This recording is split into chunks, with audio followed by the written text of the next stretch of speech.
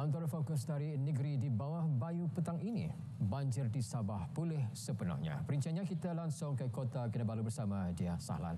Silakan.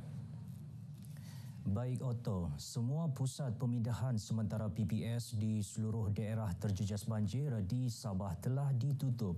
Berikut bencana itu telah pulih sepenuhnya. PPS terakhir di SK Sukau Kinabatangan ditutup pagi semalam. Pengisytiharan penutupan kesemua PPS tersebut dimaklumkan Sekretariat Jawatan Kuasa Pengurusan Bencana Negeri JBPN Sabah. Justru Ketua Menteri Datuk Seri Panglima Haji Jinor dalam satu kenyataan mengucapkan terima kasih kepada semua petugas, jabatan dan agensi kerajaan yang terlibat dalam operasi menyelamat dan memindahkan penduduk terjejas ke PPS.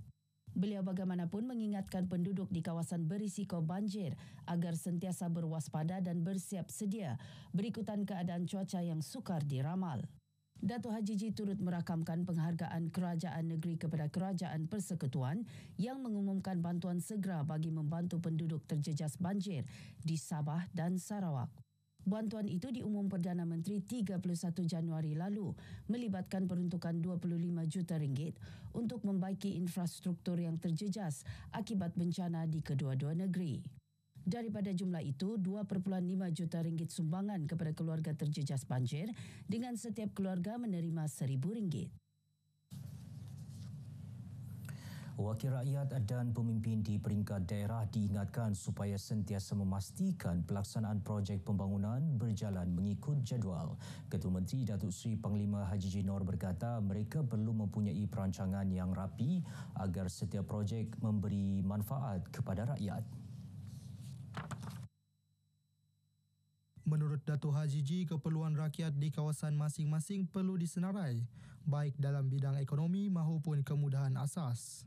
Ini amat penting kerana rakyat kita mengharapkan kemudahan ini dan juga pembelaan daripada pihak kerajaan. Jadi harapan saya kepada bukan saja pemimpin tempatan tetapi ketua kampung, JKK supaya lebih aktif dalam memastikan program kerajaan dapat dilaksanakan dengan sebaik mungkin.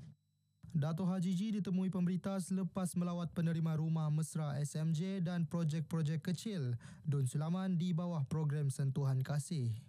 Mengenai pembinaan rumah mesra SMJ secara keseluruhannya, beliau berpuas hati dengan pelaksanaannya. Jadi kalau dia mendapat rumah, saya nampak daripada apa yang saya diberi makluman, ada yang menangis, begitu senang hati dia orang. Jadi ini mesti diberi tumpuan yang utamalah kerana melibatkan orang miskin ya, yang perlu kita bela dan kita bagi mereka rumah mesra SMJ ini. Datuk Haji Ji turut berpuas hati dengan pelaksanaan projek-projek kecil di Dun Sulaman yang diwakilinya. Kerajaan negeri menyokong penuh program untuk musabah yang dijayakan Pertubuhan Kebajikan Serantau Muslim dengan kerjasama jabatan dan agensi Islam di negeri ini.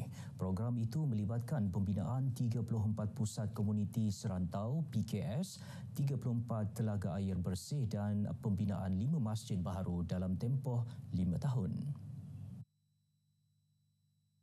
Mudah-mudahan ada jalan untuk kita membantu masyarakat yang memerlukannya dan khususnya dalam bidang kebajikan, pendidikan dan dakwah berdasarkan acuan Negeri Sabah. Datuk Arifin yang juga Menteri Sains, Teknologi dan Inovasi ditemui media dalam Majlis Pelancaran Program untuk Musabah di Wisma Muiz. Program ini dijayakan dengan kerjasama Majlis Ugama Islam Sabah Muiz dan Jabatan Hal Ehwal Agama Islam Negeri Sabah JAHINS bagi membangunkan komuniti Islam melalui pendidikan dakwah, kebajikan dan pembangunan infrastruktur. Kita target dalam untuk musabah ni kita dapat membina di 34 daerah pusat komuniti serantau, 1,162 buah infrastruktur terutamanya signage atau papan tanda untuk masjid-masjid di negeri Sabah, dan juga kita membina telaga air dan juga program-program bantuan. Kita nak target ialah 1,000 program dakwah sepanjang 5 tahun di sini. Serantau Muslim merupakan sebuah NGO yang memberi fokus kepada kebajikan, pendidikan dan dakwah. Kerajaan negeri menyambut baik pencalonan pengiktirafan Bandaraya Kota Kinabalu sebagai Kota Sastra UNESCO ke-60 di dunia. Bandaraya Kota Kinabalu memenuhi prasyarat berkaitan aktiviti kesusastraan yang ditetapkan merangkumi kegiatan ekonomi, sosial dan kebudayaan.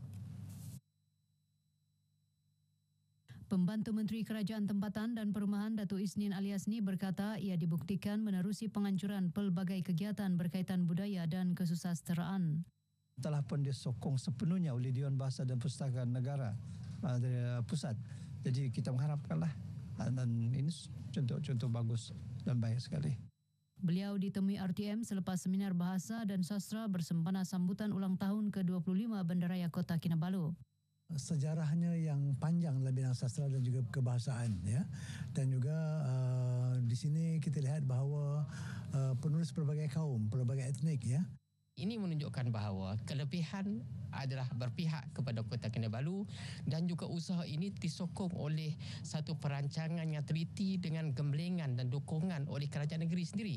Inilah yang kita impikan selama ini, dan jika sekiranya kita dipilih, ya, maknanya kita tahap sastra kita itu akan lebih meningkat, bukan saja di Sabah tetapi di peringkat negara kita.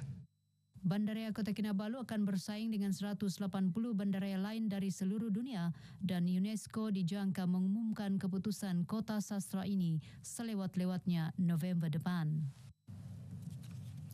Pesta Lampu Palooza 2025 berlangsung meriah dengan keindahan cahaya neon dan lampu hiasan menghiasi bangunan bersejarah di ibu negeri. Penglibatan Persatuan Orang Pekak Sabah menjadikan pesta cahaya warna-warni anjuran Lembaga Pelancongan Sabah STB sejak 2018 itu lebih bermakna. Wartawan Fadli Isya ada butirannya.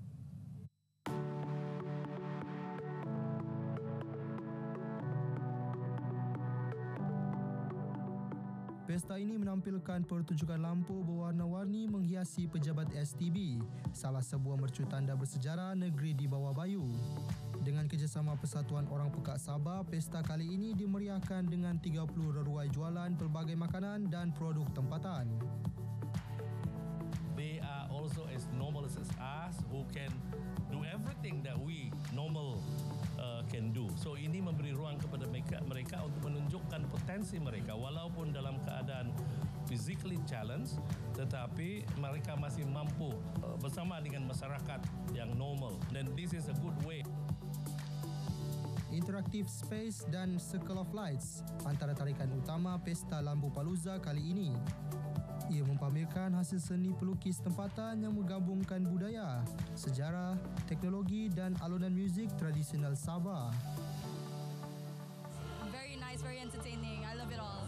For me, I think the benefit is the increased Sabah tourism, of course, and bringing the people to one event to honestly just chill together.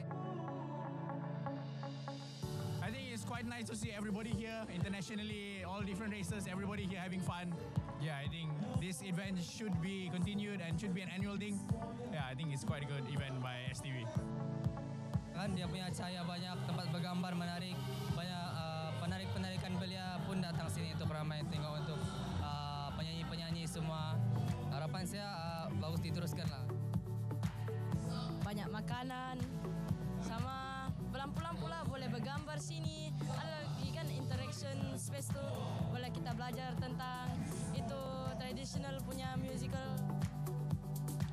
Persembahan nyanyian dan muzik artis tempatan amat menghiburkan. Begitulah kemeriahan Pesta Lampu Palooza bagi tahun 2025. Diharap pesta ini dan seumpamanya dapat diteruskan kerana ia bukan sekadar hiburan, malah ia juga merupakan satu kaedah untuk memupuk perpaduan serta memperkenalkan keunikan negeri Sabah kepada semua. Fadli Ishak, RTM.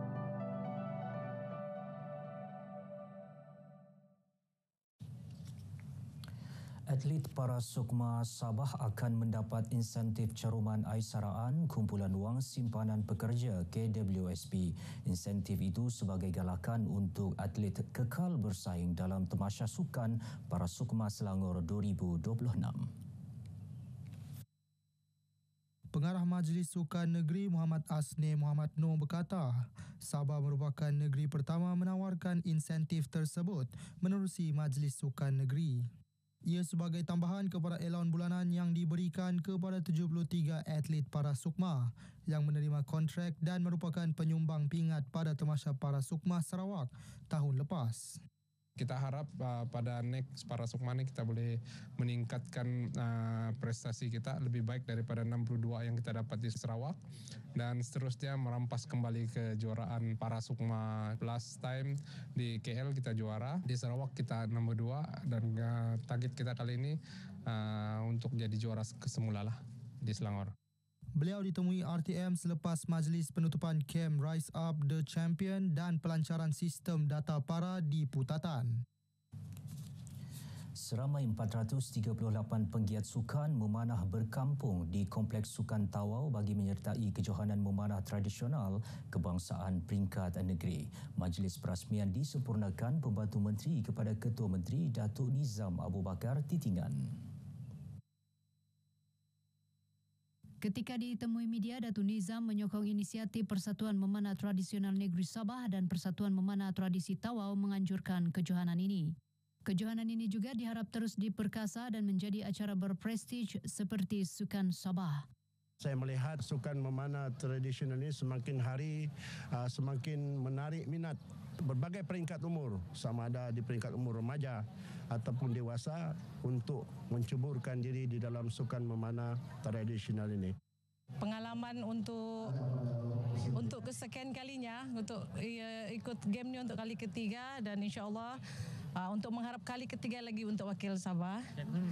Mengharaplah untuk dapat ke peringkat seterusnya. Sebanyak 4 kategori dipertanding termasuklah kategori dewasa, remaja dan cilik. Kejohanan ini juga Medan memilih pemain mewakili Sabah ke peringkat kebangsaan di Melaka pada Mei depan. Baik, sekian perkongsian dari negeri di Bawah Bayu. Terus ikuti berita wilayah untuk lebih banyak perkembangan semasa dalam negara. Kembali bersama Otto dari Sungai hingga Segara Palestin pasti merdeka. Silakan.